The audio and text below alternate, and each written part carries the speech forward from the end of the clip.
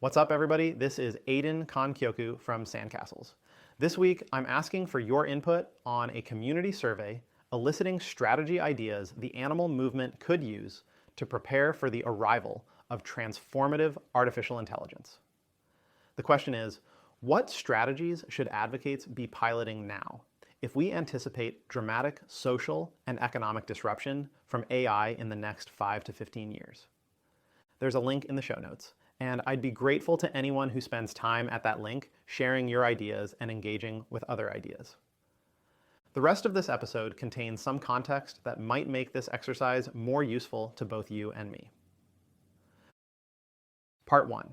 Outdated assumptions. The design of the animal advocacy movement, the goals we are pursuing, the strategies we use to pursue them, and the division of people and money across those strategies is built on a set of assumptions about the future which are no longer valid. 1.1. Funding.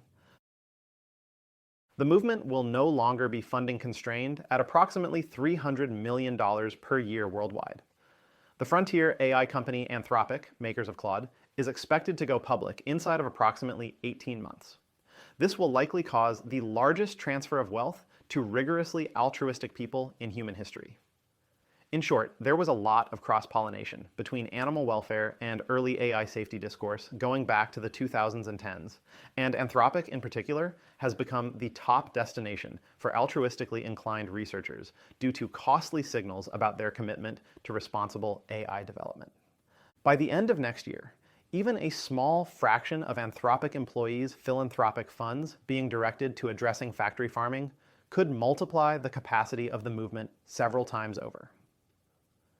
To whatever extent animal advocates have been constrained by funding until now, we should expect this to stop being our problem. Instead, we will quickly become constrained by our ability to effectively absorb this funding and turn it into programs that actually help animals.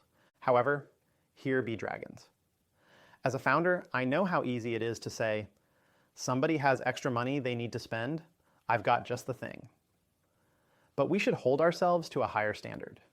We should aspire to direct any new funding in a way that is no less cost-effective than our current approaches, or even more cost-effective. This should make the challenge clear.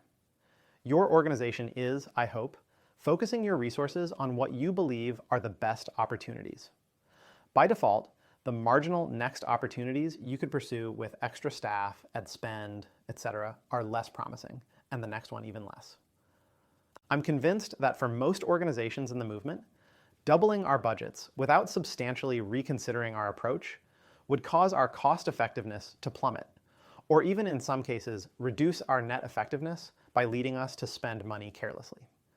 But I'm equally confident that we can find ways to become even more effective with new funding. Rather than adding a garnish to our existing programs, ask yourself, what opportunities had we previously ruled out because we simply couldn't afford them? What would it look like to compete in an entirely new weight class? And this is only compounded by the next faulty assumption. 1.2. Labor. Strategies that once required a linear increase of human effort to scale will soon be cheaply automated.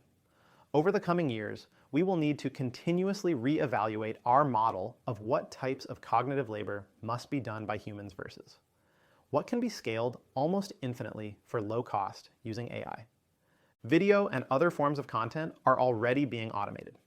How would your strategies change if you could cheaply design individualized video ads for thousands of narrowly sliced audience segments, or even for each individual viewer?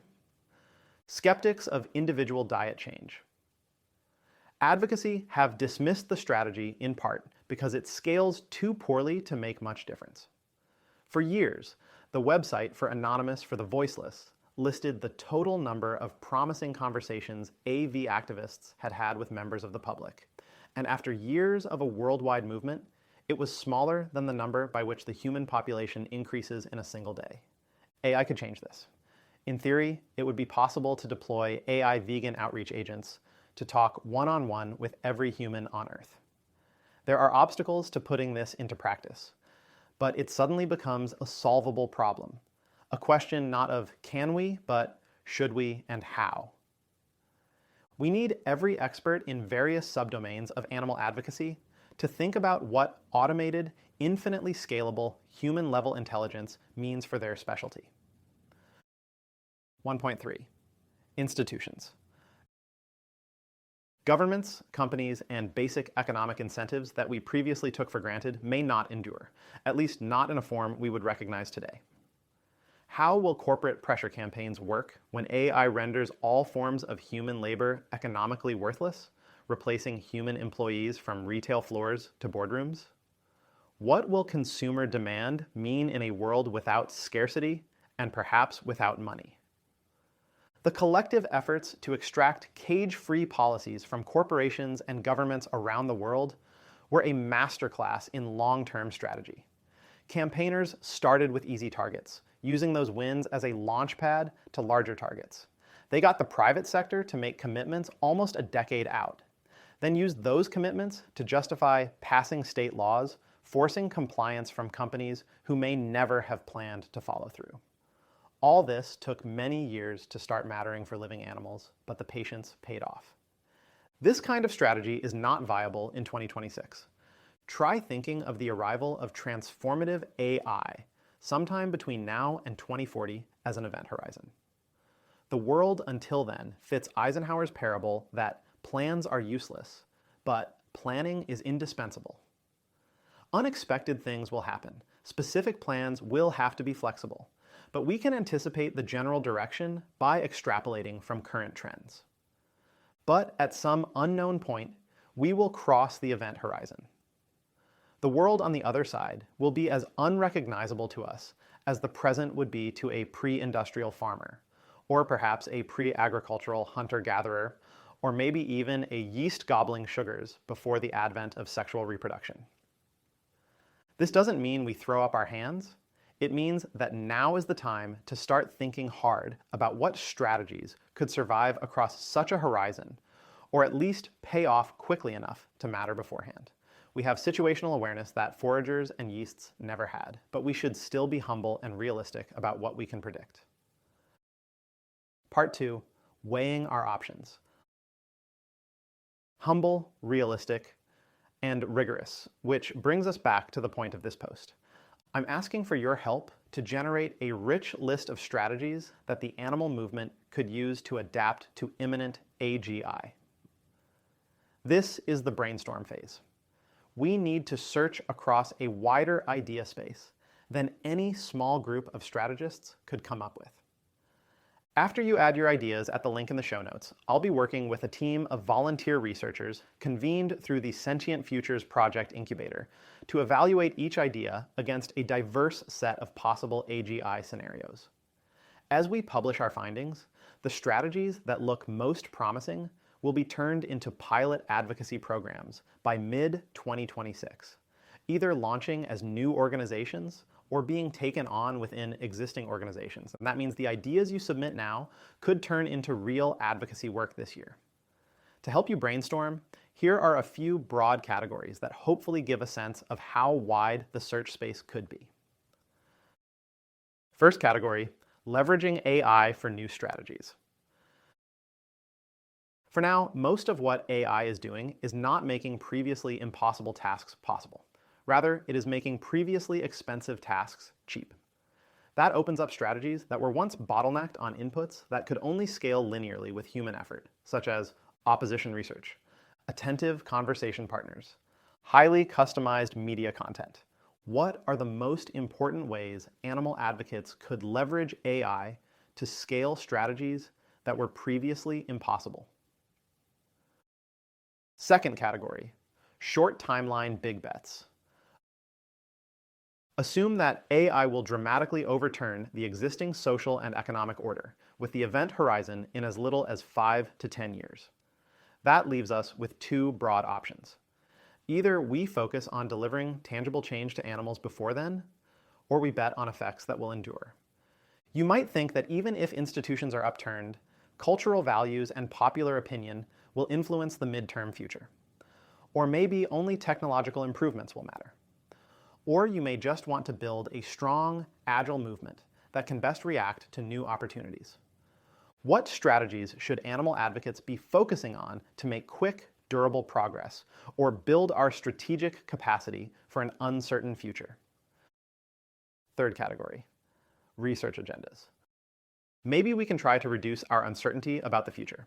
We could try to understand what causes species bias in AI models and how to reduce it in future, more powerful models. We could invest in improving their ability to help farmed animals and even wild animals. We could try to understand how the emergence of super intelligent AI will influence public opinion about other non-human minds. What research agendas should be most prioritized for increasing the likelihood that AGI goes well for animals?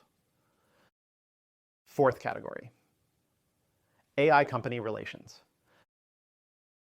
The companies building frontier AI systems are in a position to exercise enormous influence over the future, controlling massive resources and shaping the most important technology in human history. How should animal advocates go about building relationships with AI companies? What should our goals be in building these relationships? Fifth category, modifying existing strategies. All this uncertainty probably doesn't mean we should throw out our existing strategies, especially the ones that have proven successful. But these approaches at least need an update.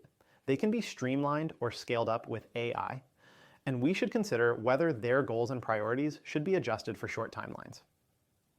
How should animal advocates modify existing primary strategies in light of short AI timelines? Which current strategies should be scaled with relatively low friction? By friction, I mean that if scaling an intervention would require hiring and training new campaigners linear to cost, it will be difficult to scale.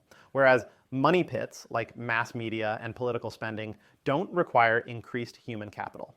All right, that wraps things up. You can provide your input at the link in the show notes. If you don't see it there, just find Sandcastles on Substack, and the link is in the post.